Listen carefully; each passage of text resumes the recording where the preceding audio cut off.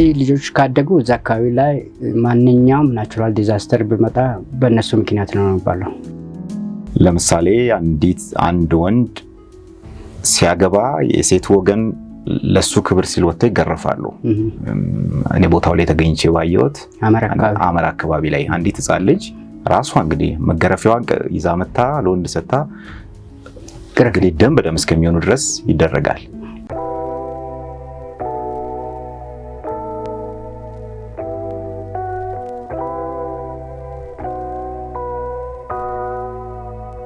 እንግዲህ አሁን ይሄን ስናነሳ ባህሉንም እንድታነሳለን ነው። እዚህ ጋር ነው የከተማው የአካባቢው አስተዳዳሪ ተብሎ የሚሾም ሰው አለ። እንግዲህ አንድ አስተዳዳሪ ስራ ምን ሊሆን እንደሚችል ግልጽ ነው። እዚህ ጋር ደግሞ በዛ ባህል ውስጥ ነው ያደገው ያ ሰው። እዚህ ጋር ያለ ከባድ እንግዲህ ፈተና ነው ለሱም አስቸጋሪ የሚሆንበት። ያኔ ተገፋው እዛ አካባቢ ላይ እንዳልገኝ ተደረኩም ስትለኝ በዚህ መሀል ላይ ያለው ፈተና ይመስለኛል። የተወሰነውን ነገር ሊረዱት ይችላሉ፣ ግን ከባህሉ ደግሞ መውጣት በጣም አስቸጋሪ ነው የሚሆነውና እሱን እንድታወራልኝ ነው። እዛ አካባቢ ላይ አሁን የሚሾሙ ሰዎች ይህንን መቀየር ያልቻሉት ለምንድን ነው? የባህሉ ጥንካሬስ? ራሳቸው እናቶቹም አባትም እኮ ቢሆን ልጁ እንትን እንዲል ሲወስን የሚመጣው ሌላ ቁጣ ፍራቻ ነው አይደለ? እነዚህ ልጆች ካደጉ ምን ይሆናሉስ ተብሎ ነው እሱን ነገር። እነዚህ ልጆች ካደጉ እዛ አካባቢ ላይ ማንኛውም ናቹራል ዲዛስተር ቢመጣ በእነሱ ምክንያት ነው የሚባለው። የከብት በሽታ የሚመጣው እነዚህ ልጆች ስላሉ ነው። የፍየልም ከብት በሽታ፣ ዝናብ በጣም ከዘነበም እነሱ ስላሉ ነው። ድርቀትም ካለ በእነሱ ነው የሚሳበበው እና ናቹራል ዲዛስተሮች ከዚህ የተነሳ ይመጣሉ ብሎ ስለማያምኑ ነው ይህን የሚያደርጉት። አንደኛ ምንም የዛ አካባቢ አይነት ካልቸር ቢሆንም ዞሮ ዞሮ ሚዲያ ላይ ወጥቶ ሲወራ አገር ሲሰማ የሀገር ገጽታ ነው ሊሆን የሚችለው እና ከዚህ የተነሳ ብዙም ኤክስፖዝ ማድረግ የማይፈልጉ ነገሮች ናቸው እዚህ አካባቢ ያሉት። ምናልባት እኛ ካዳናቸውና ከሰራናቸው ስራዎች ጋር ተያይዞ የሲኤንኤን ሂሮ ነበርኩ፣ ካንዲዴት ነበርኩ በፈረንጆቹ 2014 ላይ። ይህንን ያወቁ ጋዜጠኞች እዛ አካባቢ የሚሰሩ የነበሩ ቱሪስቶች ያዳናቸውን ህፃናቶችን ያዩ ፕሮፖዝ አድርገው ነበርና የሀገር ገጽታ ነው ስለተባለ ይህንን ስራ ኤክስፖዝ ካደረግኩ ለንም ለህይወትም ለቀጥሎ ላለው ስራም ጥሩ አይሆንም ብዬ ወደኋላ ያፈገፈኩበት ስራ ነው። በጣም ሴንሲቲቭ የሆኑ ቶፒኮች እና ስራዎች ስለሆኑ ከዚህ የተነሳ ብዙም ኤክስፖዝ ለማድረግ ፍላጎት አልነበረኝ በሰዓቱ። ምንም ለራሴ ዝናና ጥቅም ቢሆን ኖሮ ኤክስፖዝ አድርጌ መሸለምና መታወቅ ይችል ነበር።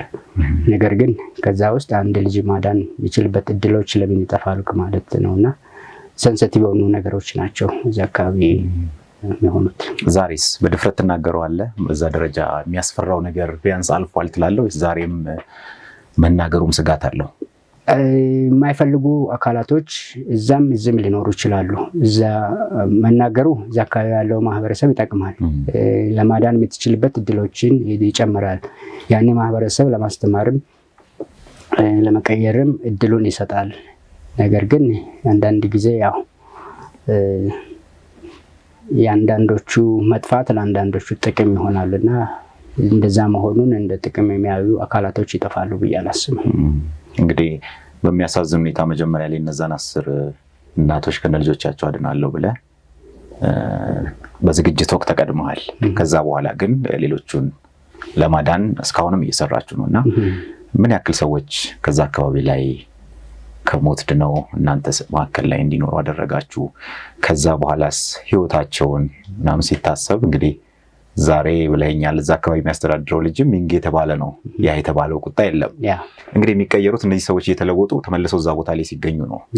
ሲመለሱ ራሳቸውን ግልጽ አድርገው ሲናገራሉ። ከዛ በኋላስ የሚደርስባቸው ነገር የለም? የእድሜ ጣራ አለ። እድሜያቸው ከ16 ዓመት በላይ ከሆኑ እንደ ልጅነት የሚገደሉበት የሚታደኑበት እድሎች የሉም። ነገር ግን እንደ ማህበረሰቡ ልጃችን ነው ልጄ ነው ብሎ ሊቀበሉ የሚችሉት ማለፍ የሚችልባቸው ስርዓቶች አሉ። ደንብ ተብሎ ደንብ ይሰራል። እነሱ ባህላቸው በሚያደርጉት መልኩ ሄደው ታጥቦ ልጃችን ነው ተብሎ ይመለሳሉ። ለምሳሌ ቅድም ያልኩ የወረዳ አስተዳዳሪ የነበረው እምነት ምልህ ወረዳ አስተዳዳሪ ነው። ተማረ፣ ሰለጠነ፣ ቦታን ፊት ሊያደርግ የሚችለው እሱ ነበርና ደንብ ስላልሰራ ማህበረሰቡ ምንም የዞኑ አስተዳዳሪ ቢሆንም አከብሩትን ነበር። እሱ ሲቪላይዝድ ሆኗል። እንደ ማንኛውም ማህበረሰብ የተማረ ነው፣ በጣም ሲቪላይዝድ ነው። ነገር ግን ያንን ስርዓት ስላልፈጸመ ብቻ ማህበረሰቡ ልጃችን ነው ብሎ አከብረውም ነበር። ስለዚህ እሱም ቅድም እንደኔ ማንነት አይደንቲቲ ክራይስ ውስጥ ገባ። የሐመር ወረዳ አስተዳዳሪ ነው። የሐመር ህዝብ ግን ሚንጊ ነው ብሎ አልተቀበለውም። ሌላው ዌስተርን የሆኑ ወይም ወደ ማዕከላዊ ህዝብ ይወደዋል፣ ያከብረዋል፣ በጣም ያደንቀዋል። ጎበዝ ሰው ነው። ስለዚህ ከማን ጋር ሊሆን አለ? ወረዳ አስተዳዳሪነቱ ለዛ ማህበረሰብ ነው። ተቀባይነቱ ያለው ግን ሌላው ጋር ነው። ማጋ ሊሆን ነው። ለዚህ ህዝብ ጋር መሆን አለብኝ ብሎ በዛ እድሜ ትልቅ ሆኖ ልብሱን አውልቆ ከብት ዘሎ ታጥቦ ነው ያንን ማህበረሰብ የተቀላቀለውና አንዳንድ ጊዜ የምትወስዳቸው እርምጃዎች የራስን ክብር ዝቅ አድርገህ ሌላውን ከፍ ለማድረግ ስትፈልግ ራስን ዝቅ ታደርጋለህ። ስለዚህ ምን ያክል ልጆች በእናንተ በኩል አለፉ ማለት ነው? ከዚህ ተርፈው እስካሁን ከ20 በላይ ህጻናቶች አሉ። ፍላጎታችን ሞር ህጻናቶችን ከዛ መልቀም አይደለም። ፍላጎታችን ይሄ ስርዓት መቆም አለበት ብለን እናምናለን።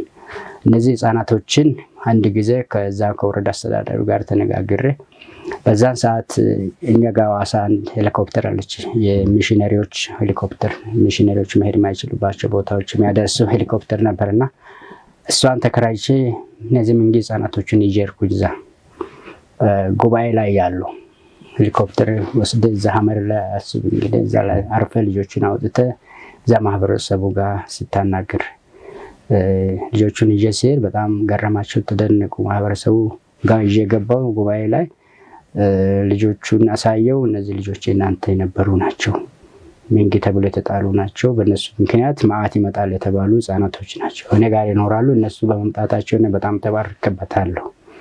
ትንሽ አሳይቻችሁ ልመልስ ብቻ ብዬ ነው የመጣሁት። ጥያቄ ካላችሁ ጠይቁኝ አልኳቸው። ኦልሞስት ኤቭሪባዲ ሁሉም ሰው እጁን አነሳና እኛ አካባቢ እንደዚህ ሚንጊ ያለ ውሰዷ ነው። እንግዲያውስ እኔ ማስታወቂያ ለመስራት አይደለም የመጣሁት፣ ግን ሊሰራ የፈለግኩት ማስታወቂያ እነዚህ ልጆች ማሳደግ በመብረቅ አላስመታኝም፣ በእባብ አላስነደፈኝም፣ ተባርከበታሉና ብታሳድጉ እናንተም ትባረኩበታላችሁና አሳድጉ የሚል ነገር ነበር። እንደዚህ አይነት መልእክት ነው ማስተላለፍ የምፈልገው። የሚጣሉትን ዛሬም ህብረተሰቡን አስተምረን ልጆቻቸውን መልሰን እዛ ሐኪሞች ነርሶች እንዲሆኑ ነው ፍላጎታችን ያለውና እነዚህ ልጆች ይገደሉ የነበሩ ልጆች አንድ ህፃን አለ ለምሳሌ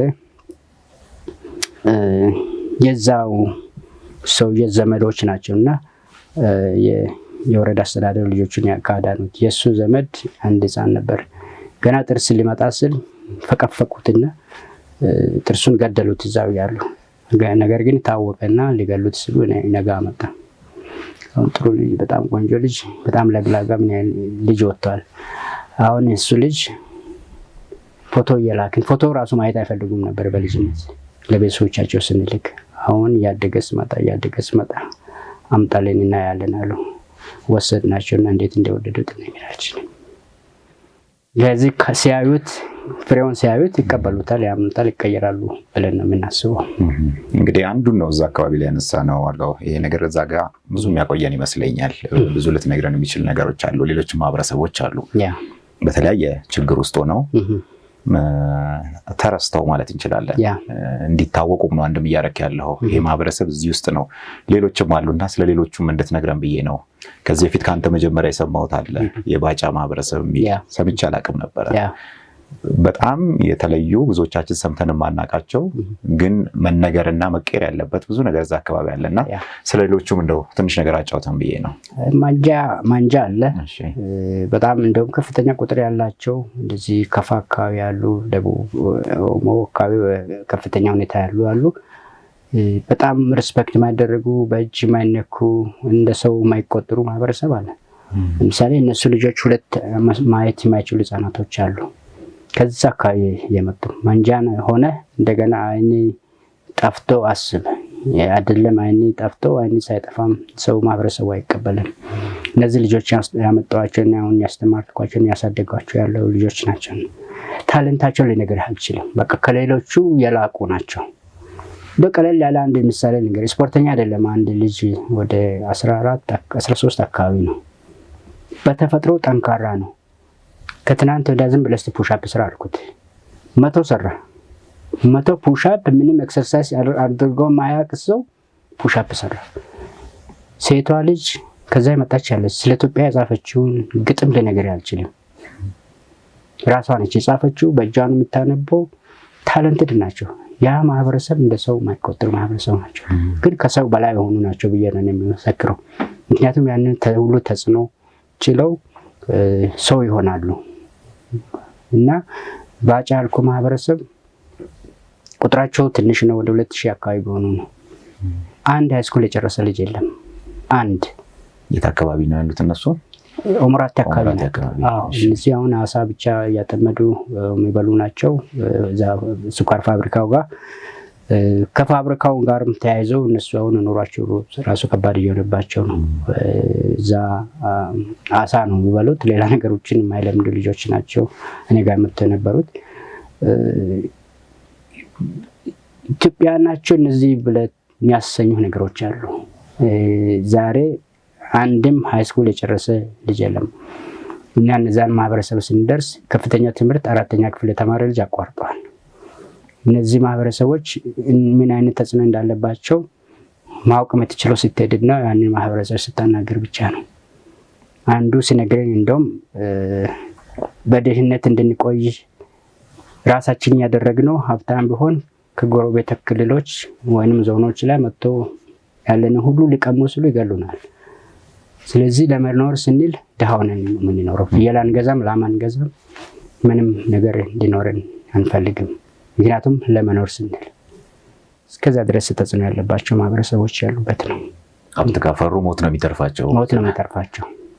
ምክንያቱም የተገፋ የተወገዘ ማህበረሰብ ስለሆነ እንግዲህ እነዚህን ስታመጡ ራሱ ከዛ ማስለመዱም ራሱን የቻለ ብዙ ነገር አለ። ከዛ በኋላ ደግሞ ስታመጧቸው ራሱ በመንገድ ላይ የገጠሟቸው ብዙ ነገሮች እንዳሉ አልጋ ራሱ ንገረን እስቲ እነሱን ነገሮች። አዎ እነዚህ ልጆች ስናመጣቸው አልጋ ራሱ አናሳድርም ብሎ፣ ምክንያቱም የማህበረሰብ ከሆነ እነሱ ያደሩበት አልጋ ከተሰማ ማንም እዛ ቤት ስለማያድር ተብሎ ያንን የተከለከለበት ሁኔታ ነው ያለው።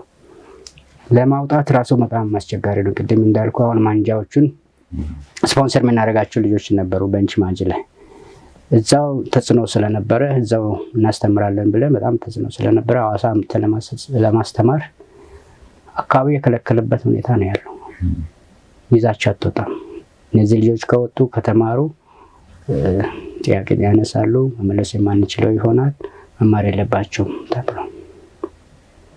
ስለዚህ ዛሬም ታመጣላችሁ ከዛ አካባቢ ላይ ችግር አለ። አሁንም ክልሉ እንትን ካለ አሁን በተለይ ክልሉ ከፈረሰ በኋላ በጣም አስቸጋሪ ሆኖናል። በፊት አንድ ክልል ስለነበረ ደቡብ ላይ በአንድ አግሪመንት ከሁሉም ቦታ የማምጣት ሁኔታዎች ነበሩ።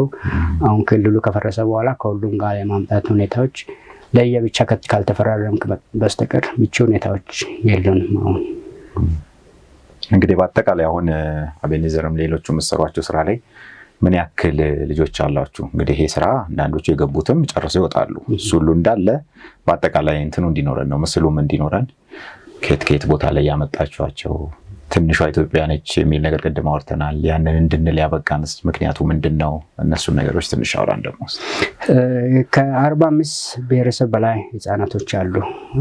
ብሔረሰብ ማለት ያው ባልፈልግም ምክንያቱም ሰዎች ናቸውና አንደኛው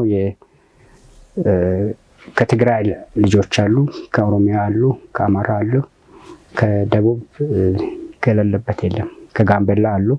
የጋምቤላዎቹ በስኮላርሺፕ ሴቶች እዛ የመማር ብዙም የተማሩ ስለሌሉ አስተምረን አሁን በዚህ ጥር ላይ የምናስመርቃቸው ነርሲንግ በዲግሪ የምናስመርቃቸው 2 ሴቶች አሉ። ከዛ ውጭ ከሲዳማ አለ፣ እዛ አካባቢ ወላይታ፣ ደቡብ ውስጥ ያሉ ሞስት በብዛት አሉ። እና ተቋም ቦታ ሰፊ ስለሌለን ቦታ ካለመኖሩ የተነሳ ብዙ ቁጥር ያላቸው ልጆች መያዝ አልቻልንም። ቦታና መሬት ስለሌለን 100 ህፃናቶች አሉ ተቋም ውስጥ። ስፔሻል ኒድ ያላቸውም አሉ፣ ጤነኛ ልጆችም አሉ፣ በጣም ጂነስ አሉ።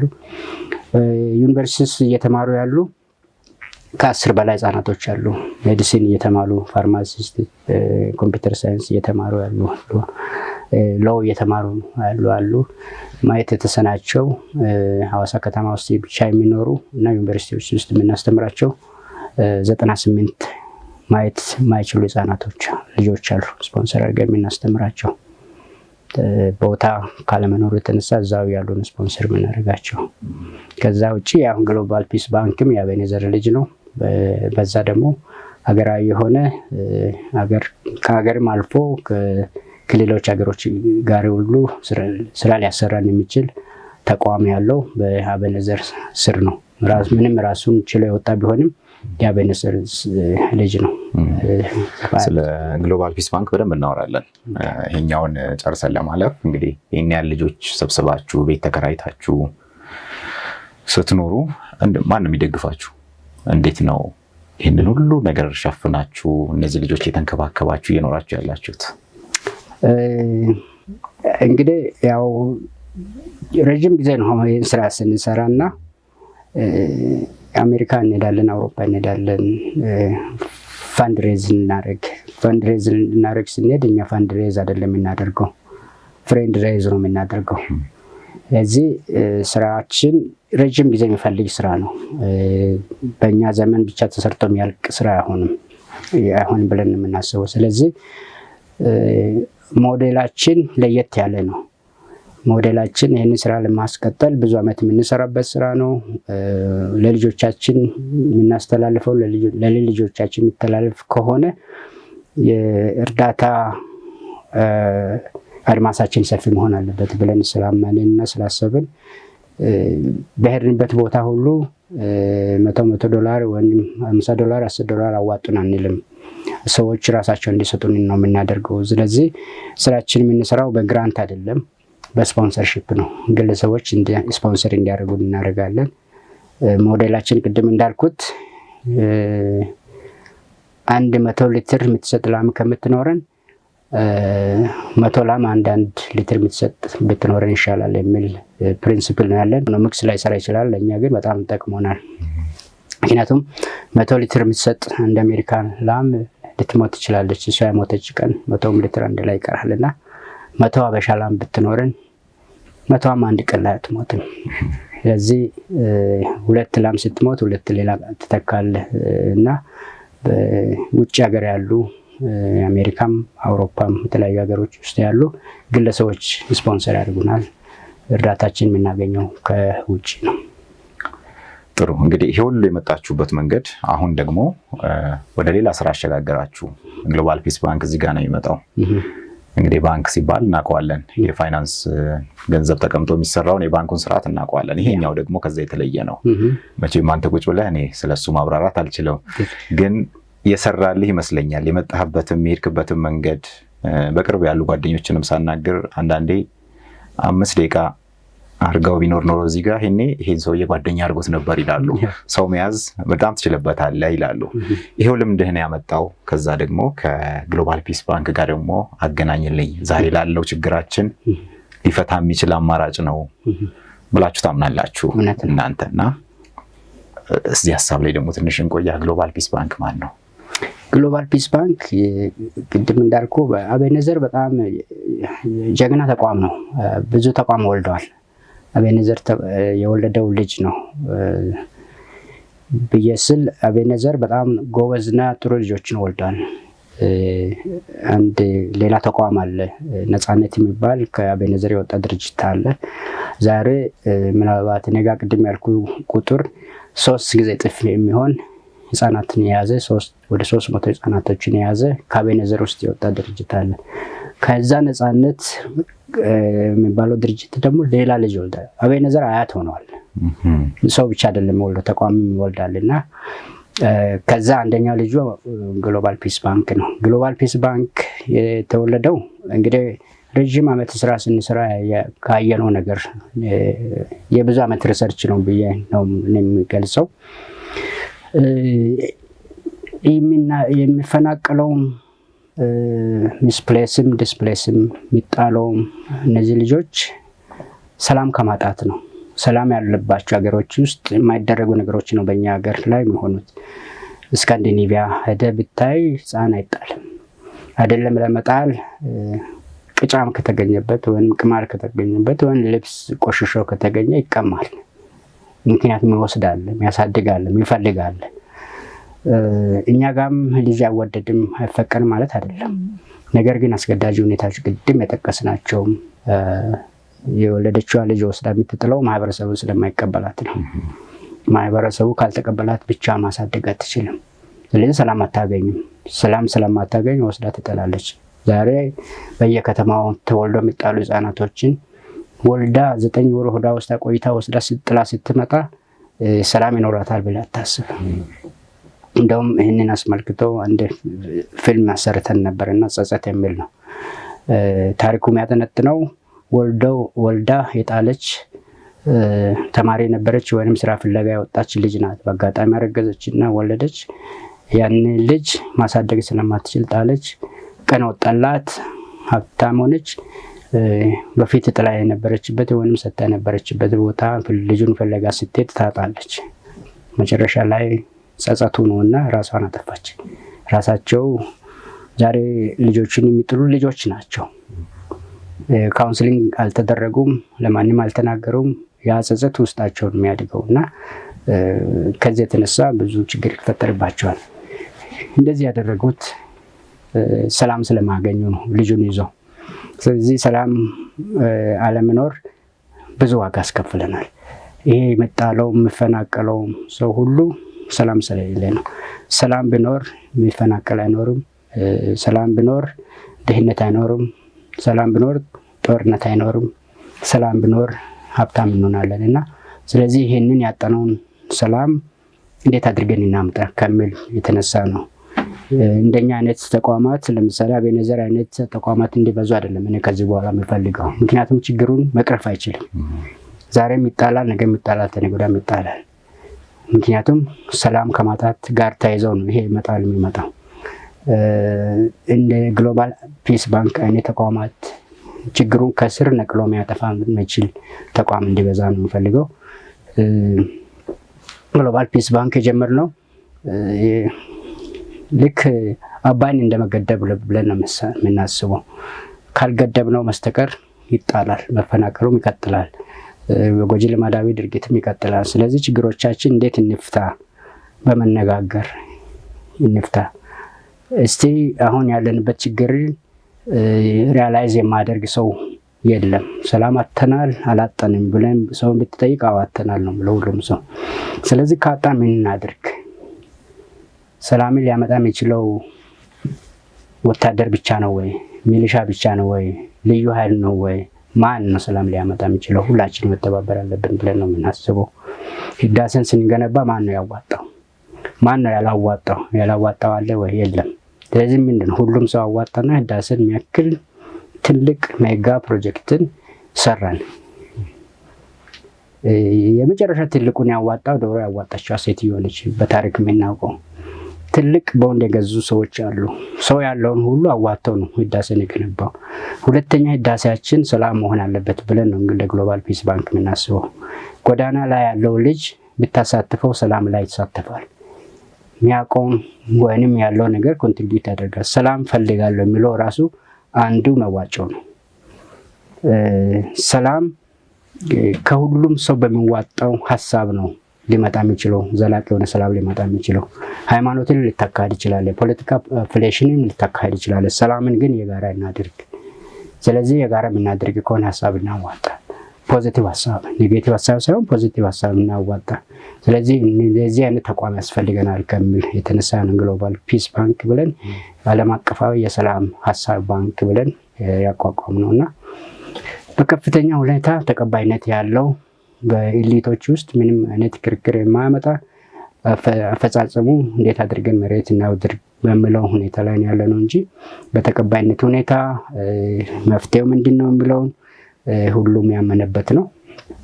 እንደ ግሎባል ፒስ ባንክ ቤንችማርክ ነው፣ ኮርነር ስቶን ነው ብለን ያልናቸው 4 ነገሮች አሉ።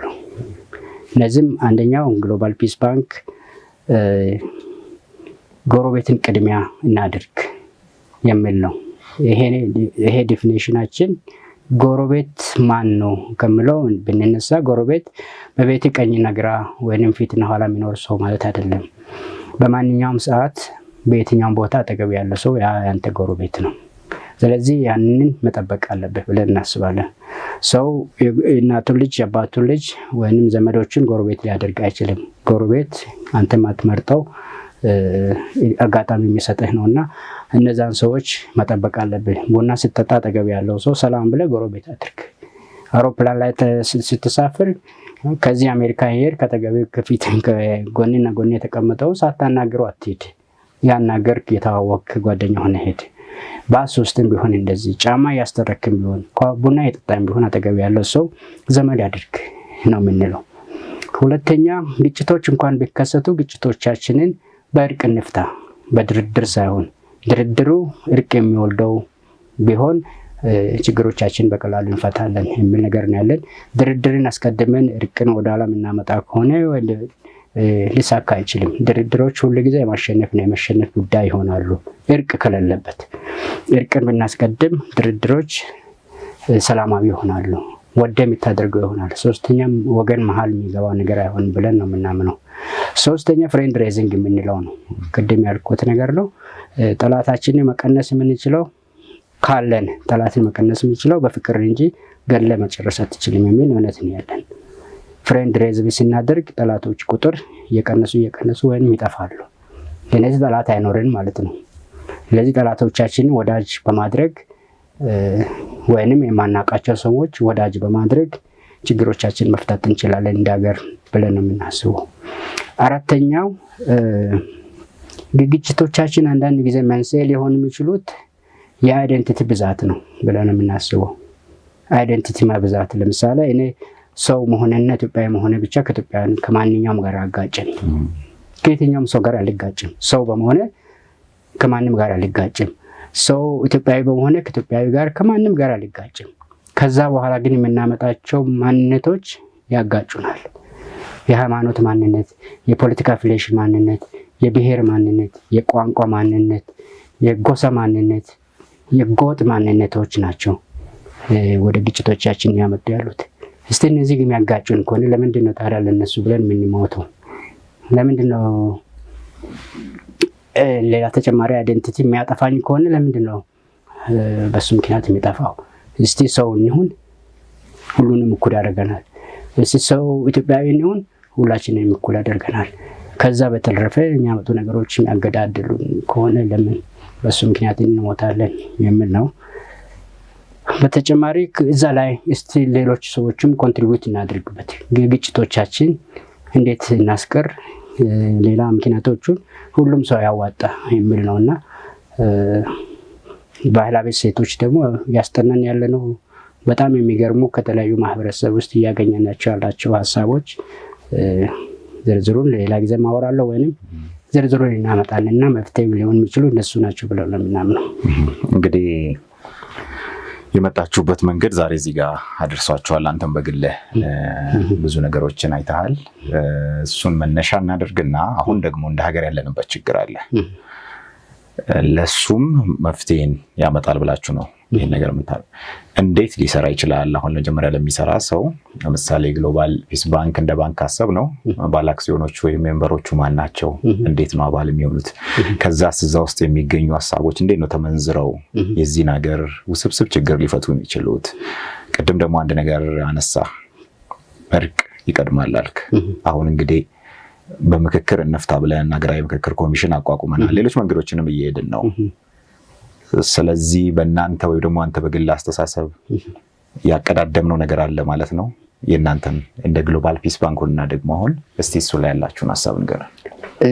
እንግዲህ ናሽናል ዳያሎግ 100% ደግፋለሁ። እንደ ግሎባል ፒስ ባንክ የግል ቪዥኔ ግን እንደ ተቋምም እንደ ግሎባል ፒስ ባንክ የእርቅ መንገዶች እኛ ያሰብናቸው መንገዶች አሉ። የመንግስት የሄደበት ያለውን የናሽናል ዳያሎግ የሄደበት ያለው መንገድ እኛ እንደግፋለን። እንደ ግሎባል ፒስ ባንክ ግን ችግሮቻችን ሊፈቱ ይችላሉ የምንላቸው የምንልበት አካሄድ እርቅ ስንል ማን ከማን ይታረቅ ነው? ማን በዳይ ሆኖ ማን ተበዳይ ሆኖ? ይሄ በጣም ከባድ ጥያቄ ነው ስናስበው። ስለዚህ ይህንን ልንፈታ የምንችለው እንደ ግሎባል ፒስ ባንክ ኔቨር ፈርስት ያልነው ቅድም ለቅድሚያ ለጎረቤት እንስጥ ያልነው አባባል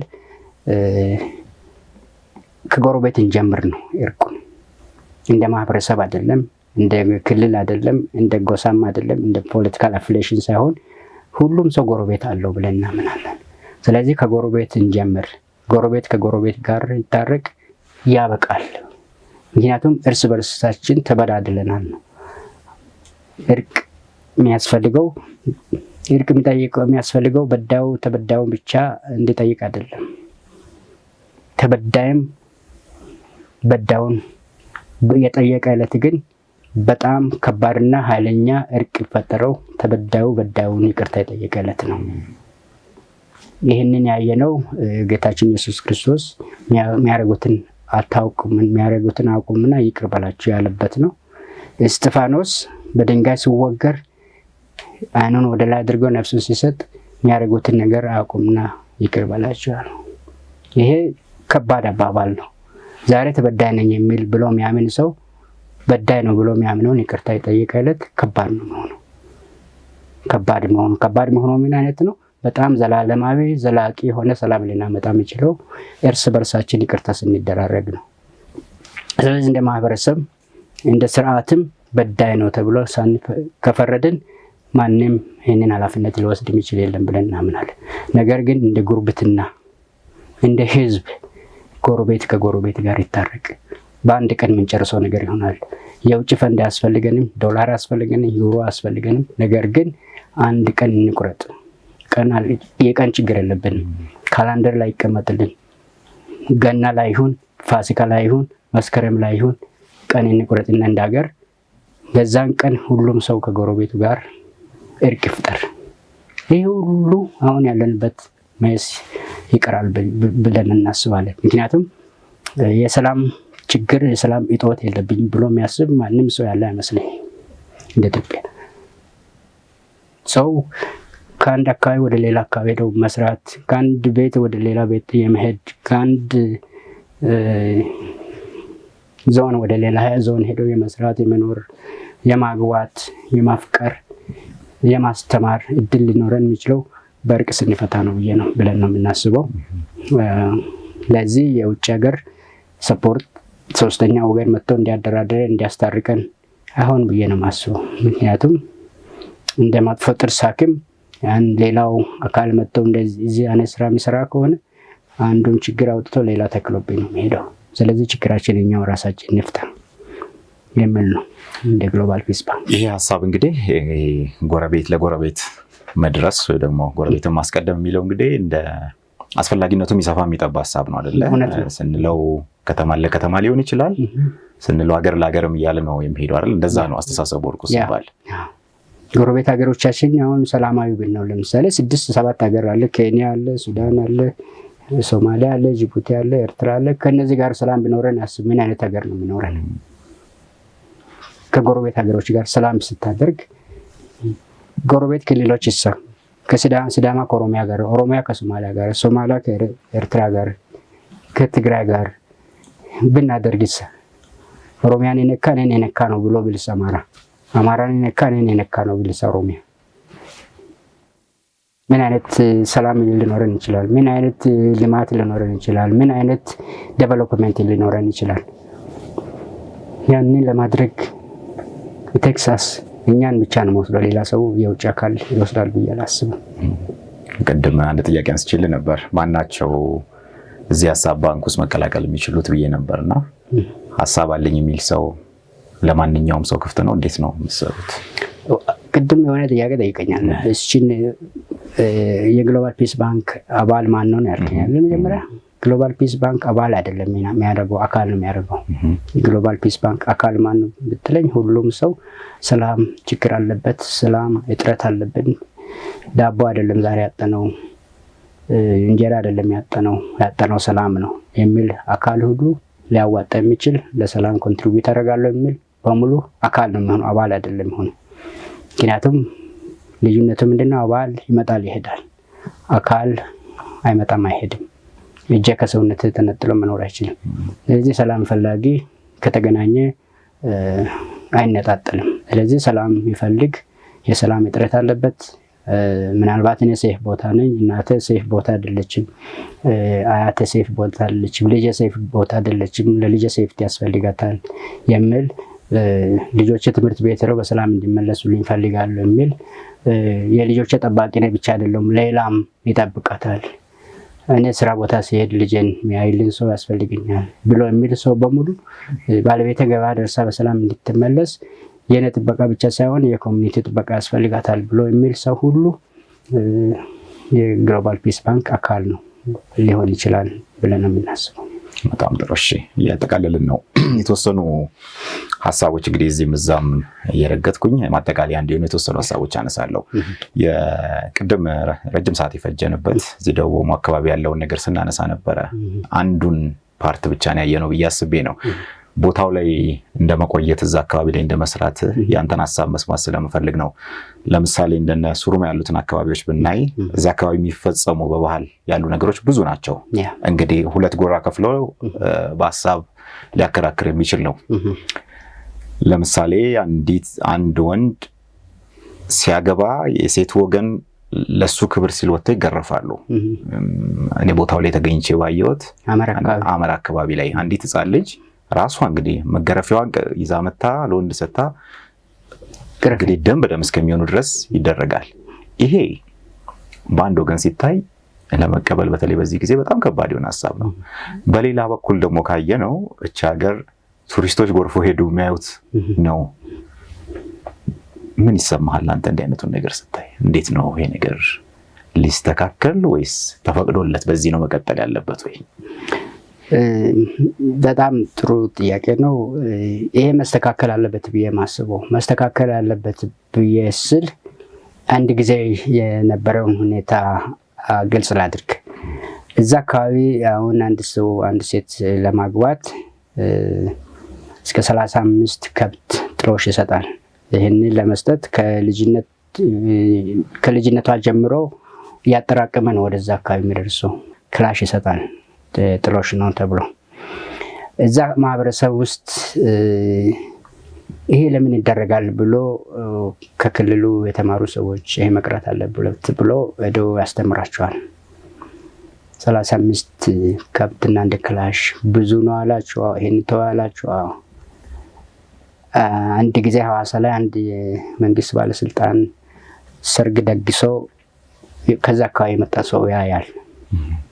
ከ5 እስከ 6 ሚሊዮን ብር በላይ ወጪ አውጥተው ነው የመንግስት ባለስልጣን ነው ሰርግ ያደረገው። የኛ 35 ከብት አቆሙ ያላችሁ አንድ ክላሽ አቆሙ ያላችሁ እናንተስ የተማራችሁ ይሄን ያህል ስታደርጉ ይሄስ ጎጂ ባህል አይደለም ወይ ብሎ አሉ። እነሱም እኛ ጋር ጎጂ ባህል ነው ወደ መካከለኛው ሀገር አካባቢ ላይ የሚደረጉ ነገሮች እነሱም ጎጂ ባህል ነው የሚሉት ነገር አለ። እነሱ ጋር ጎጂ ነው ብለን የምንላቸው ነገሮች አሉ። ባህል ነውና ባህል ኦቨርናይት አይቀየሩም። ቢቀየሩ ጎጂ ባህሎች አሉ። ጎጂ ባህል ተብሎ ተወገዙ አሉ።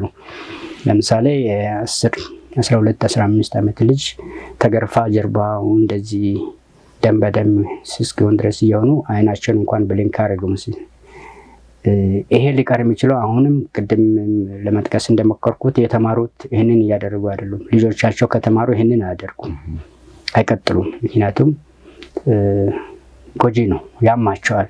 ባህሉ አስገድዷቸውን እንጂ እንደዚህ የሚያደርጉት ጎጂ ነው። ልጆቻቸውን ወስደው ሲጥሉ፣ ጎጂ ነው ልጆቻቸውን ወስደው ሲገሉ። እነዚህ ነገሮች ሊቀሩ የሚችሉት በትምህርትና ትምህርታዊ በሆኑ ሃይማኖት በማስተማር እንጂ እንዲሁ ሊቀሩ የሚችሉ ነገሮች አይደሉም። ያን ማህበረሰብ መለወጥ የሚቻለው በማስተማር ነው። እነሱ ጋር መጥፎ ነገሮች አይደለም፣ ጥሩ ነገሮችም አሉ። በጣም የሚገርሙ ጥሩ ነገሮች አሉ። እንደ ሀገር የሀገሪቷ ጆሮ ያለው እዚህ መሀል ላይ ነው። መልካም ነገሮችም ያሉት ጥሩ መጥፎ ነገሮችም ያሉት ራቅ ብሎ ነው ያለው። የእነሱን ጥሩ ነገሮች የመስማት ጆሮ እዛ ጋር የለም። እዚህ መሀል አዲስ አበባ አካባቢ ነው ያለው። ለምሳሌ እዛ ግጭቶች ሲፈጠሩ ግጭቶችን የሚፈቱበት መንገድ የሚገርሙ ናቸው። ለምሳሌ በእናጸማይ አካባቢ ሰው ሲጋጭ፣ ሰው ከተጎዳዳ ማህበረሰቡ ሽማግሌዎች ይሰበሰቡና ይነጋገሩና በዳዩን ይቀጣሉ፣ ተበዳዩንም ይክሳሉ። እንግዲህ በዳዩ ካሳ የሚከፍለው ለተበዳዩ አይደለም፣ ለማህበረሰቡ ነው።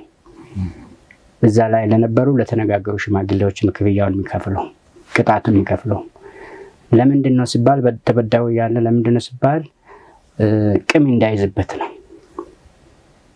ስለዚህ ቅም ይዘው ያንን እንደገና ከብተን ገንዘብን ወጥቼ ለሱ ሰጠሁት ብሎ እሱን ቅም እንዳይዝበት ቅሙን ዲስፐርስ እናደርጋለን፣ ወደ ማህበረሰቡ እናመጣለን። ይሄ አሁን መልካም ነገር ነው። ስለዚህ ሰዎች ሲገጩ ጥቅም አገኛለሁ ብሎ አይከራከርም። ፍትህ ያገኛለሁ ነው። ፍትህ ነው እንጂ የሚፈልገው ፍትህ ደግሞ በገንዘብ በንብረት የምትመልሰው አይነት ነገር አይደለም። ስለዚህ እንደዚህ አይነት ነገሮች ቢኖሩ ኖሮ ጥቅም አገኛለሁ ብላ አትጋጭም። አንዳንድ ግጭቶች እኮ ጥቅም ለማግኘት ነው። ጥቅም ለማግኘት እኮ ቤተሰቦቹን ይገላል። ጥቅም ለማግኘት ዘመዶቹን፣ ወገኖቹን ይገላል። ስለዚህ ጥፋት በማጥፋታቸው ያጠፋ ሰው የሚቀጣው በማህበረሰቡ እንጂ በጥፋት ባደረገው ቤተሰብ ብቻ አይደለም። ጥፋት የተደረገበት ቤተሰብ የሚካሱበት ሌላ መንገድ ነው ያለው። ስለዚህ ይህንን ማህበረሰብ ለግሎባል ፒስ ባንክ የሚያዋጣ ሀሳብ ይሄ ነው። እነዚህ አይነቶች ሀሳቦች የሚመጡ የተጋጨው ማህበረሰብ በክፍያና ቅድም በምንለው በድርድሮች መካከል ገብተው ግጭቶቹ ዘላለማዊ እንዳይሆን ያደርጋል።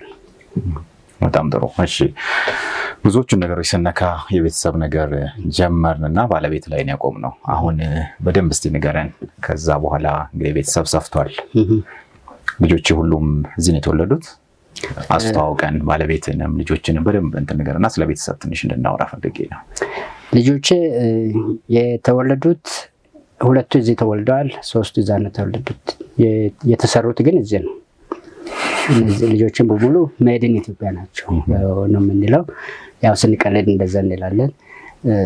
እዛ የተወለዱም እዚህ የተወለዱም እኩል እዚህ ነው ያደጉት። እዛ ተወለዱ እንጂ በወሩ በሁለት ወር ወደዚህ ነው መጡትና ሁለት ወንዶችና 3 ሴት ልጆች አሉ። በጣም ቅርብ ለቅርብ ነው ውልደታቸውም። 6 ዓመት ውስጥ 5 ልጅ ወልጃለሁ። መንታ የለም። ቶሎ ቶሎ ወልደን ልጆቻችን ጓደኛ ሆኖ እንዲያድጉ የአንዱ ልብስ አንዱ እየለበሰ እንዲያድግ በጣም በእነሱ መካከል ሌላ ጓደኛ እንዳይኖር እነሱ እርስ በርሳቸው ጓደኛ ሆኖ እንዲያድጉ አስበን አቅደን ነው የወለድነው። ልጆቻችን ጎበዞች ናቸው። ቤት ውስጥ ነው የምናስተምራቸው። ሆም ስኩሊንግ ነው። እሱን ነገር መጣበታለሁ። ከዛ በፊት አስታውቀኝ። በስምም እድሜያቸው ስንት ነው? አንደኛው 19 ለሆነው አሁን ጥር 22 ላይ የመጀመሪያ ልጅ አዶናይዣ ይባላል።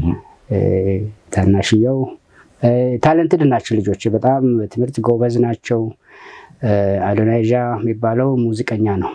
ሙዚቃ ታለንቱ በጣም ጎበዝ ነው። ራሱን ያስተማረው ትምህርት ቤት ሄዶ አይደለም። ልጆቼ በሙሉ ራሳቸውን ያስተማሩት እና በጣም ከፍተኛ እውቀት ያላቸው ያካበቱ፣ በጣም መጽሐፍ የሚያነቡ የሚጽፉ ጸሐፊዎች ናቸው። ሁለተኛው ኤልያስ ይባላል። ሳይኮሎጂስት ነው።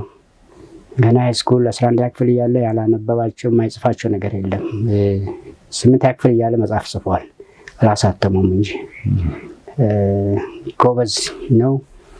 በተለይ እኔን ይተካኛል ብዬ ማስበው እሱ ነው። ከልጆች ከማሳደጋቸው ልጆች ጋር ያለው አታችመንት በጣም ከፍተኛ ነው። ከነሱ ጋር ነው የሚያድረው። አሁን ከኔ ወጥቶ አዳሩን ከነሱ ጋር አድርገው እነሱ ጋር ነው የሚያድረው። በቃ የታላላቆቹ አባት ነው። እንደ አባት ነው አክት የሚያደርገው። ዝም ብሎ የኔ ልጅ ስለሆነ ቦስ ሆኖ ሳይሆን በቃ ይመክራቸዋል፣ ያስተምራቸዋል፣ ይቆጣጠራቸዋል እና በጣም ጎበዝ ልጅ ነው። ሁለተኛ ልጄ በጣም ጎበዝ ነው፣ ስፖርተኛ ነው። በልጅነቱ ወፍራም ልጅ ነበር። ወፍራምነቱን አይወደውም ነበር። ከዚያ በጣም ራዲካል የሆነ እርምጃ ወሰደ። ሰውነቱ በጣም ሶፍት ነበር እና ሰውነትን መቀየር አለብኝ ብሎ ወሰነ። ስፖርተኛ መሆን አለብኝ አለ። እኔን መቀነስ የሚችለው ማንም ሊያግዘኝ አይችልም፣ እኔ ራሴ ማገዝ አለብኝ ብሎ ምግብ እስኪያቆም ድረስ ሰውነቱ በጣም ወርዶ ትንሽ እስከሚሆን ድረስ ውሳኔ ወሰነ።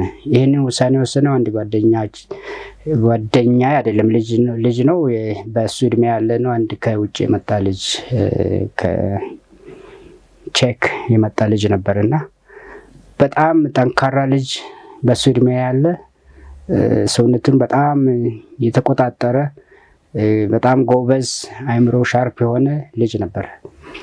በአንድ ነገር ከነ ልጅ ለየት ይላል። ሰውነቱን የተቆጣጠረ በጣም ጠንካራ የሆነ ልጅ ነበር። አእምሯቸው ተመሳሳይነት አለው። ስለዚህ እሱ ልጅ ኢንስፓየር አድርገው እኛ መክረን ያቃተን ያ ልጅ መጣና ህይወቱን ቀየረው። እሱም በቃ ሮል ሞዴል አድርገ እኔ እንደሱ መሆን እፈልጋለሁ አለ። ስፖርተኛ ሆነ። ሰውነቱን ሙሉ በሙሉ ሰውነት ውስጥ ያለውን ፋት አጠፋ። በጾም አልበላም ብሎ የሚበላው ነገር እየቆጠበ። ስለዚህ እሱ አእምሮውን በጣም ቀየረው። አእምሮውን ተቀየረ። ሻርፕ ሆነ። ማሰብ ይችላል። አንድ ነገር አቺቭ ማድረግ ይችላል ብሎ በጣም ከዛ በኋላ ብዙ ጥሩ ነገሮችን መስራት ቻለ። ልክ ቅድም ያቺ ህፃን እኔን እንደዛ አደረገች እንዳልኩ ይሄ ልጅ ደግሞ እሱን ኢንስፓየር አደረገውና ህይወቱ በጣም ተቀየረ። አሁን አይችልም የምትለው ነገር የለም። ስፖርትም፣ ረስሊንግም፣ ትምህርትም፣ አእምሮም እንደዛ ሻርፕ ነው። በጣም እንደሰትበት የሚኮራበት ልጅ ነው። ሶስተኛ ልጄ ጄነሲስ ትባላለች። የመጀመሪያ ሴት ልጄ ነች። በነገራችን ላይ ከመጋባታችን በፊት ከባለቤቴ ጋር ስናወራ ስንት ልጅ ትፈልጋለህ እንባባል ነበርና 4 ልጅ ፈልጋለሁ፣ 2 ወንድና 2 ሴት አልኳት። እኔም እኮ እንደዛ ነው ማስበው አለችኝ። ልክ እንደዚህ ስናስብ እኛ ራሳችን ማድረግ እንደምንችለው ነው ያወራን ያለ ነው አለችን። ያው ተቀላለድን፣ ግን የምር ጀኒውን የሆነ ፍላጎታችን ነበርና 2 ወንድ መጀመሪያ 2 ሴት ቀጥሎ ስንወልድ በቃ በጣም ደስ አለን። 2 ሴቶች ተከታትለው መጡ። የመጀመሪያ ሴት ልጅ 2 ጊዜ ነው የሞት አደጋ አጋጥሟት የተረፈችው። አንደኛ የመጀመሪያ ጽንስ ወራቶች 3 ወር ላይ ባለቤቴ ብሊዲንግ አጋጥሟትና ሐኪም ቤት ስንሄድ ሐኪሙ በአልትራሳውንድ አይቶ ይሄ እርግዝና ተበላሽቷል መውጣት አለበት ብሎ አለን። በጣም አዘንን። በውስጣችን ያው የመጀመሪያ 2 ወንዶች እንደሚሆኑ 2 ታችኞቹ ሴቶች እንደሚሆኑ በጣም በቃ ያለ አልትራሳውንድ እርግጠኛ ነበርኩ ነኝ። ልክ እንደዛም አስቤ እንደነበረው እሷ ሴት እንደሆነች አስብ ነበርና ሴት ልጄማ እንደዚህ ልትሆን አትችልም ብዬ ሐኪሙ ከሰዓት በኋላ ማዘናዋን ሊጠርቅ ቀጠሮ ሰጠን። አይ እና ለድም ብዬ ሌላ ሐኪም ጋር ሄድኩኝ። ቅድም እንዳልኩ የሐኪም ቤትም ሰርቼ ስለነበረ አልትራሳውንድ አንዳንድ ነገሮችን አይ ስለነበረ እሱ ሲያይ ያየው ስለነበረ ይሄን ያህል ይጠፋል መሰለኝ ብዬ ሁለተኛ ሀሳብ ወስዳለሁ ብዬ ሌላ ሐኪም ጋር ሄድኩኝ። አልትራሳውንድ አየና አይ ይሄ ኖርማል ነው ምንም አልሆነም ብሎ አስቀረን። እርግዝናው ቀጠለ ማለት ነው። በጣም ደስተኛ ሆነ። የዛኔ ሁለተኛ ሀሳብ አንወስድ ኖሮ ልጄን አጥቼ ነበር። ሁለተኛ ጊዜ ስትወለድ ነበርና ይከታተላት የነበረው ትንሽ ክሊኒክ ጋር ነበርና እንሄድ የነበረው ሐኪሙ ጽንሱ ደርሶ ልትወልድ ስትል ሌሊት ላይ ጋፍቶ መጣ። ጠዋት 11 ሰዓት አካባቢ ተነስተን ክሊኒክ ስንሄድ ሐኪሙም የለም፣ ነርስም የለም፣ ምንም የለም። ዘበኛ ብቻ ነው ያለው። አስገብተን ስንጠብቅ ስንደውል ሐኪሙ መኪና ሊነሳልኝ አልቻለም አለ። ጽንሱ እየገፋ መጣ። ነርስ የለም፣ ምን የለም። እየገፋ ሲመጣ እኔው ራሴ አዋለድኳት ልጅ።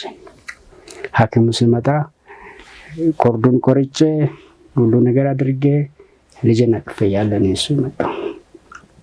ሶስተኛ ልጅን አንተ ራስን ያዋለድኩት ገርማል። አራተኛ ልጄ በኦፕሬሽን የተወለደችው ቀኑ አሳልፋ ነበርና እዛ ሎቄ የሚባል ሐኪም ቤት በኦፕሬሽን ተወለደች። ከዛ ጨረስን አለ እና መጨረሳችን በምን እናረጋግጥ? ዋል እንግዲህ አንድ በኦፕሬሽን አንቺ ወልደሻል፣ ሁለተኛ ኦፕሬሽን ላይ መሰራት አለበት ብዬ ወሰንኩ። ቫዞክቶሚ የሚባለውን አሰራው። የወንዶች የመውለጃ እንትን የሚቋጥር እሱን አሰራው። እኔ አራተኛ ልጄን ሲወልድ በኦፕሬሽን ስለምወልድ በዛው እንዲቋጥር ለምን አናረግም? እንደሱ አናረግም። ሁለተኛ ኦፕሬሽን አትደረግም፣ ትንሹን ኦፕሬሽን መደረግ አለብኝ ብዬ ኦፕሬሽን አሰራው። ኦፕሬሽን ሲባል ኦፕሬሽን አይደለም፣ 15 ደቂቃ መቋጠሪያ ነች። በሱ አስቋጠርኩ። አገር ሰላም ነው ብለን እንትን ስንል 5ኛ ልጅ ተረገዘች። ከተቋጠረ በኋላ ምንድን ነው መጠበቅ ያለብን ቀናት አልጠበቅም። መቆየት ያለብኝን ጊዜ ከተሰራ በኋላ እሱም ባለማድረግ ቀደም ብሎ ያለፉ ነገሮች አልፈዋል ተባለ። እንኳንም አልጠበቅኩም አልኩ። 5ኛ ልጅ ያገኘኋት ቤት ውስጥ ድራማ ኩዊን ነች። በጣም አሪፍ ልጅ ነች። እግዚአብሔር ያስበው ነገር ማቆም አትችልም የሚለውን ከዛ ነው የተማርነው። ገርም ነው። አሁን የመጨረሻዋ 5ኛዋ ልጅ ስንት ዓመቷ ነው? 14 ዓመት። በጣም የሚገርም ነገር። የትምህርታቸውን ቤት ነው የሚከታተሉት? ትምህርታቸውን ቤት ውስጥ ነው የሚማሩት። ነገርን ከዛ ለፈተና ሲሆን ወደ አሜሪካ ይሄዳሉ ወይስ እንዴት ነው የምታደርገው? ፈተናውን ቤት ሆነው የሚፈተኑት። እሺ፣ በየትኛው ትምህርት እንትን ነው የሚማሩት? የአሜሪካን ካርኩለም። እሺ፣ ንገረኝ እስቲ እሱን ነገር። እንግዲህ የትምህርት ካርኩለሙ ሙሉ ካርኩለም ነው የምንገዛው። የተማሪዎቹም የአስተማሪውንም የፈተናውንም ሁሉ ነገር ያለበት ነው። ፓኬጆችን እንገዛለን። ልጆቹ ራሳቸው በራሳቸው ማስተማር እንዲችል ተደርገው ነው ዲዛይን የተደረገው ከታች ጀምሮ ማለት ነው። ጊዜ ልጆች በማንበብ እንዲችሉ ኮምፕሬሄንስ ማድረግ እንዲችሉ አድርገው ተደርገው ነው የሚሰራው። ሰው ፓኬጁ የተሰራው ቤተሰብ 10% ወይም 20% ብቻ ሰፖርት እንዲያደርግ ተደርገው ነው። የግድ አስተማሪ መሆን አይጠበቅብህም። አስተማሪ መሆን የለብህም። እዛ ላይ ያሉትን ጋይድ ማድረግ የምትችል መሆን አለብህ። ኦፍኮርስ ልጆች ያልገባቸው ነገር ማስረዳት መቻል አለብህ። ከታች ጀምሮ ልጆቹ ኮምፕሬሄንስ ስለቻሉ ኮምፕሬሄንድ ማድረግ ስለቻሉ ራሳቸውን በራሳቸው ማስተማር እንዲችል ተደርጎ የተሰራ ነው እና በጣም እኛ ሳንቸገር እነሱ ብዙ ነገሮችን እያወቁ የተማሩ የመጡበት መንገድ ነው ያለው። በጣም ጎበዞች ናቸው። ውጤታቸውስ ጥሩ ነው? በጣም ጥሩ ነው። ያው ከአንስም የፕላስ ዝቅተኛ ነው ከተባለ ቢ ነው የሚያገኙት። ፈተናው ራሱ ተዘጋጅቶ መጣ ነው። እሱን ይፈተናሉ፣ እሱን እናርማለን። ጥሩ ውጤት ነው ያላቸው። ስለዚህ በዚህ መሰረት በአሜሪካ የትምህርት እንትን እየተለኩ ይሄዳሉ ማለት ነው በየጊዜው። ሲጨርሱ ያው መጨረሻው የአሜሪካውን የማትሪክ ፈተና ይፈተናሉ። ስለዚህ እዛ የተማረ ሰው ሊያገኝ የሚችለውን ነገር ውጤታቸውን ይፈት ከሆነ እኩል ነው ኮምፒት የሚያደርጉት። እንግዲህ አልፎ አልፎ ወደዛ ትሄዳላችሁ ያ ያሉ እነሱ እዚህም ያለውን እዛም ያለውን። እዚህ በተለይ በብዛት እንግዲህ እኔ እናንተ ጋር መጥቼ ባየው ጊዜ ጠዋት ተነስተው ከነዚህ ከምታሳድጓቸው ልጆች ከዛ ሴንተር ላይ ነው የሚሉት። ጓደኞቻቸውም ናቸው። ቅርበታቸውን ሳይ በጣም ገርሞኛል ያየው ጊዜና ባለቤትም ልጆችም እኩል ነው እዛ ግቢ ውስጥ የሚያሳልፉት የሚውሉት የሚያጥፉት ምን የሚሉትና እዚህ ያለውን ነገር አይተው አንዳንዱ ትንሽ የሚከብድም ነገር ነው ኤንቫይሮንመንቱ አይደለ? የታመሙ ልጆችም ምንም አሉ። እዛ ሄደው ደግሞ እዛ ያለውን ህይወት ተወሰነ ያሉ ልባቸው የቱ ጋር ነው? በእናንተ ግፊት ነው ወይስ እዚህ ሀገር ላለው አይብቃን እዛው እንኑር የሚል የለም ከማከል? የሚገርም ነው። ልጆቻችን ለ3 ወር ብንሄድ እዛ አሜሪካ ከ1 ወር በኋላ እዛ መቆየት አይፈልጉም። እዛ የሚሄዱት ያው ካዝኖች አሉ፣ አያቶች አሉና እነሱ ጋር የተወሰነ ጊዜ ለማሳለፍ ካልሆነ በስተቀር ጸጸት ይሰማቸዋል። እኛ ቤተሰብ አይደለንም ወይ? እነሱ መምጣት የማይችሉበት ቦታኛ ኮምፎርታብል ሆነን መኖር አይመቸንም። ምንም አሜሪካ መቆየት ፍላጎቱ የላቸውም። ምክንያቱም ለነዚህ ስለሚያስቡ ቤተሰብ ነን ወንድምና እህት ነን ብሎ ስለሚያምኑ እና አጭር ጊዜ ነው እዛ መቆየት የሚፈልጉት እስካሁን ባለው። አሁን የመጀመሪያ ልጃችን ለትምህርት ኮረስፖንዳንት ነው። አሁን ኮሌጅ ራሱ ኮርሱ እየወሰደ ያለው የተወሰነ ጊዜው ኮርሱን ይወስድና ይመለሳል። እዚህ ነው የሚቆየው። ምናልባት ከዚህ ዓመት በኋላ እዛ ለረጅም ጊዜ ለመቆየት ካልሄደ በስተቀር ለትምህርት ካልሆነ በስተቀር እዛ የመቆየት መኖር ፍላጎት የላቸውም። የእኛ ተጽዕኖ የለበትም እዚህ ውስጥ። ልጆቹ በቃ ቤተሰብ ናቸው። የሚበሉት ከነሱ ጋር ነው። በመኝታ ብቻ ነው የሚለያዩት። እንደውም የተወሰኑ 13 ሴት ልጆች እኛ የምንኖርበት ግቢ ውስጥ ነው የሚኖሩት። ሰርቪስ ቤቶች ውስጥ ስለሚኖሩ ማታ እስከ መኝታ ሰዓት ድረስ ከነሱ ጋር ነው አንድ ግቢ ውስጥ ነው ያሉት። ያው ቤተሰብ ናቸው። እሺ ያጠቃልልን ነው አርጋው። በጣም ነው ለነበረን ጊዜ በጣም ሰፊ ሀሳቦች ነው ያነሳ ነው። እንደው ዝም ብሎ ውስጥ አንዳንድ የሚመጣ ነገር በዚህ ውጣ ውረድ ውስጥ ስታልፍ አንተም በራስህ ባለቤትህም መቼም ስለሷ ትንሽ ነገር ብታወራ ደስ ይለኛል። የሷም ጥንካሬ ነው አንዱና ብዙ ሊፈትናችሁ የሚችል ነገር የሚገጥማችሁ ይመስለኛል። በዚህ ረጅም ጊዜ እንግዲህ ወደ 20 ዓመት አካባቢ ነው ያልከኝ። በዚህ ሁሉ ጊዜ ውስጥ አንድ ቦታ ሄዶ ጉዳይ መፈጸም፣ እናንተ በምትፈልጉት ፍጥነት አልሄድ ማለት በጣም ብዙ ችግሮች ይገጥማሉና ስለሷ ጥንካሬ ትንሽ ነገር እንድትነግረኝ ነው። እግረ መንገድ ደግሞ ይሄ ነገር ቢቀርብንስ ያላችሁበት ጊዜ ተፈጥሮ አያውቅም ወይ? እስካሁን ይሄን ያህል ጊዜ ጠንክራችሁ ስትቆዩ መቼም ያለ ፈተና አይደለምና እንዴት እንዳለፋችሁትም እሱን እንድትነግረኝ ነውና በሱ ማጠቃለል እንችላለን። እሷ በጣም ጠንካራ ልጅ ነች። የምትደክምበት ጊዜ አለ። እሷ ስትደክም እኔ አለሁ። እኔ ደከምኩ ቀን እሷ አለች። እሷ ሴት ስለሆነች ስትደክም ድካሟን ቶሎ ብላ ትነግረኛለች። ቶሎ ብዬ አውቃለሁ። እኔ ስደክም ግን ይዤ አልሄድም። ድካሜን ሁሉ ቤት ይዤ አልሄድም እና የኔ ጥንካሬ እሷ ናት ብዬ ነው የማስበው። እሷ ፈቃደኛ ባትሆን እዚህ ለመኖር ያሉ ቻሌንጆች ያሉ ውጣ ውረዶች ያሉ የክልሉ መንግስት ድጋፍ አለመስጠት እሱ ነው እሷ አሁን ተስፋ የሚያስቀርጣት እና ትታለች አሁን እንደው። ምክንያቱም 20 ዓመት እዚህ አዲስ አበባ ሰርተን ቢሆን ኖሮ እኛ ከመቄዶንያ በፊት ነው ይሄንን ስራ የጀመርነው። እንደዛ ሪዝነብል የሆነ አስተዳደር ያለበት አካባቢ ቢሆን ኖሮ ብዙ ስራ ሰርተን ነበር። ብዙ የተቸገረውን ማገዝ እንችል ነበር።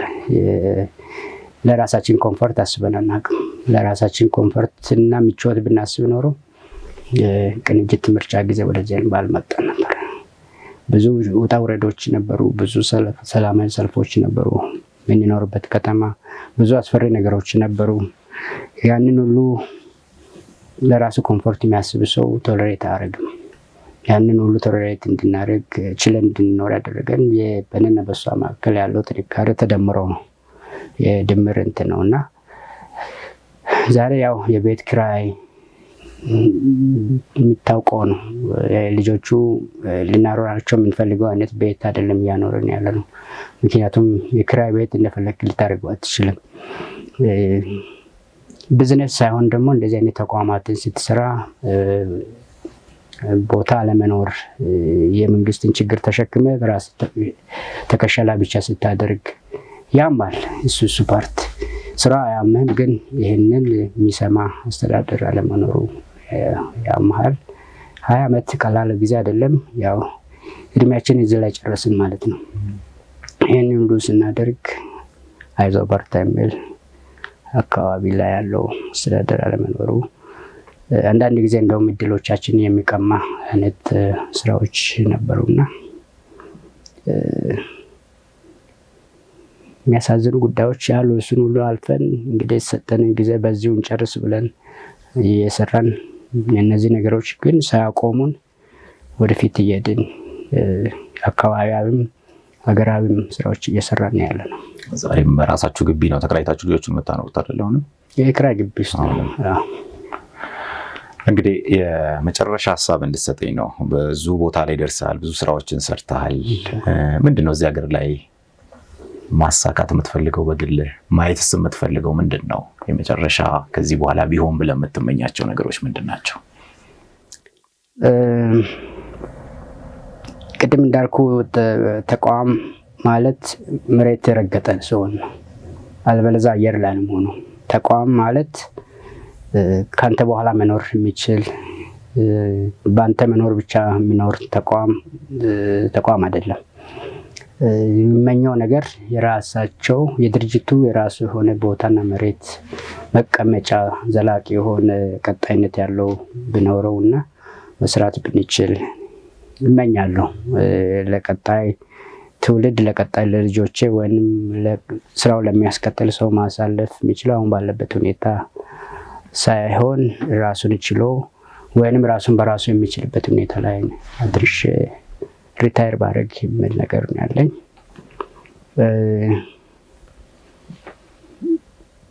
አሁን ሳስበው ያን እዚህ በጀመርን ኖሮ የት ቦታ መድረስ እንችል ነበር። አንዳንድ ጊዜ ስራው ሌላ ቦታ፣ አይንና ጆሮ ሌላ ቦታ ይሆናልና ሳትገጣጠም ስትቀር እውነታው ሌላ ቦታ ትቀራለች፣ ጆሮ ሌላ ነገር ይሰማልና እነዚህ ነገሮች ተሳክቶ ማየት ብችል ደስታዬን አልችለውም። ሌላው